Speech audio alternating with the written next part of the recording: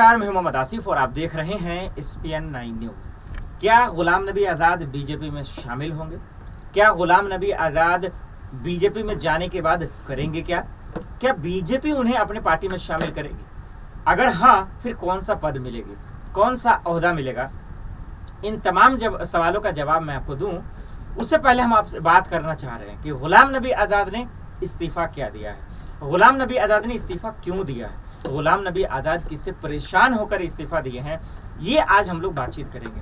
उसके बाद हम आपको वीडियो भी दिखाएंगे, एक वीडियो कि गुलाम नबी आज़ाद बीजेपी के किस नेता की सबसे ज़्यादा तारीफ कर रहे हैं, देश के प्रधानमंत्री के बारे में क्या कह रहे हैं, सोनिया गांधी के बारे में क्या कह रहे हैं, राहुल गांधी के बारे में क्या कह रहे हैं। ये तमाम बयान दूं आपको, लेकिन उससे पहले ये जान लेते हैं कि गुलाम नबी आज़ाद ने इस्तीफ़ा दिया क्यों, अपने ख़त में लिखा क्यों, वो क्या है उन्होंने।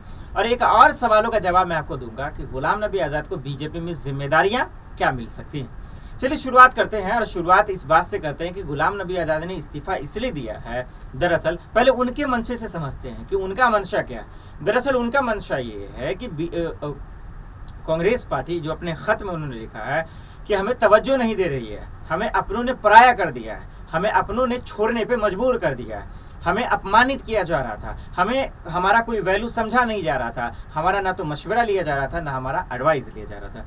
ये गुलाम नबी आज़ाद का कच्चा चिट्ठा पूरा है। उसके बाद कांग्रेस की तरफ से क्या होना था, कांग्रेस के चाहने वाले और हाईकमान जो है ज़बरदस्त तरीके से हमला कर दिए कि जिस कांग्रेस ने आपको 50 सालों में राज्यसभा भेजा, मंत्री बनाया, और आप उसी की आज बुराई कर रहे हैं, शर्म आनी चाहिए आपको।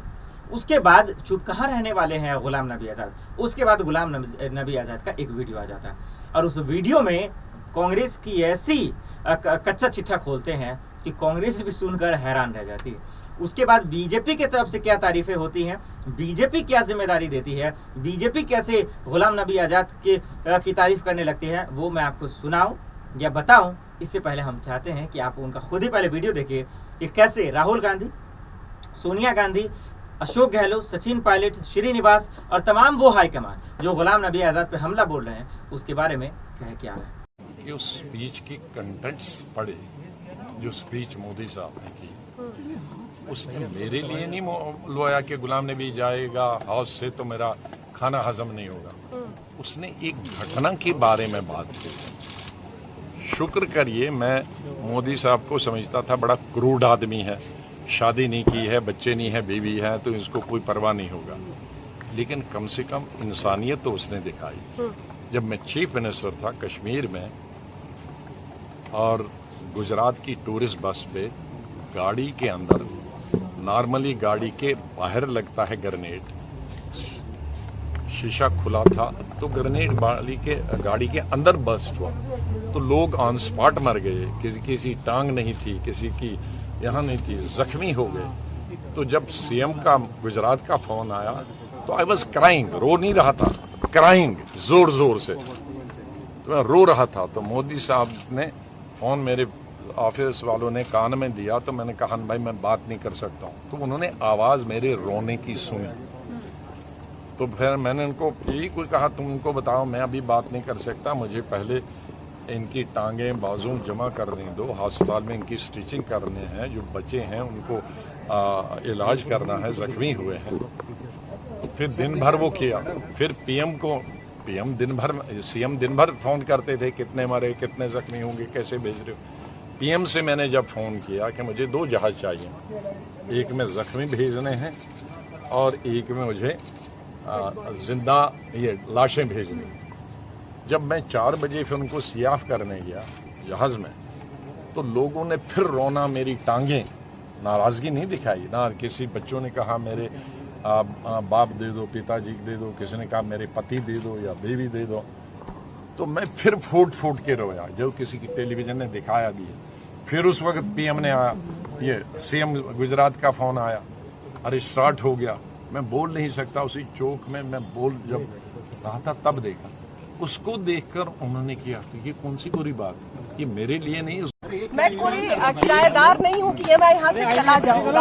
आज क्यों ऐसी स्थिति बनी कि आप अपना ही घर छोड़कर चले गए, किराएदार से बुरी स्थिति हो गई? क्योंकि घर वालों ने घर छोड़ने पे मजबूर किया।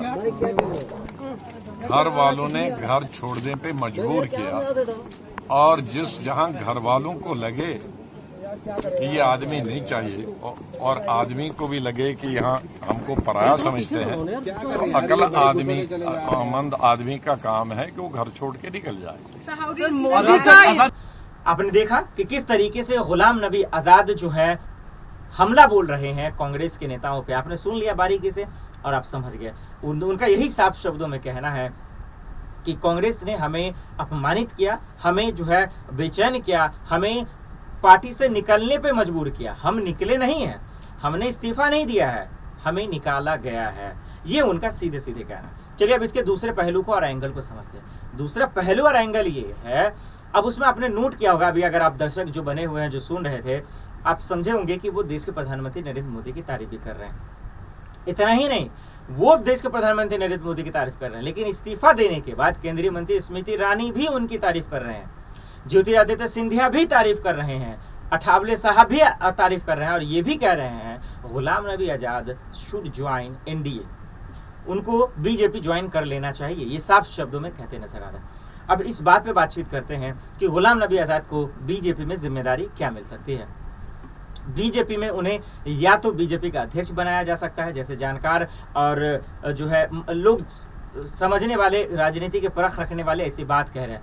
और वो इसलिए कह रहे हैं क्योंकि आपने देखा होगा कि जेपी नड्डा साहब का जो राष्ट्रीय अध्यक्ष है बीजेपी के, उनका कार्यकाल पूरा हो रहा है 5 महीने के अंदर, तो उसके बाद कौन होगा, तो शायद उनकी जगह मिल जाएगा, लेकिन इतना आसान नहीं है मेरे हिसाब से, मैं जहां तक कि मानता हूं। दूसरी बात ये है, आखिर में आप दर्शकों को बताते बताते चलूं, और वो ये कि हो सकता है कि किसी, जैसे कि जम्मू कश्मीर का मामला है, तो जम्मू कश्मीर में बीजेपी धारा 370 हटाने के बाद भी आज भी कमजोर है, तो शायद वहां की राजनीति की पकड़ मजबूत करने के लिए शायद उन्हें ओहदा दे सकते हैं, या फिर किसी भी विभाग में उन्हें जगह मिल सकता है, ये ऐसा लोग मान रहे हैं।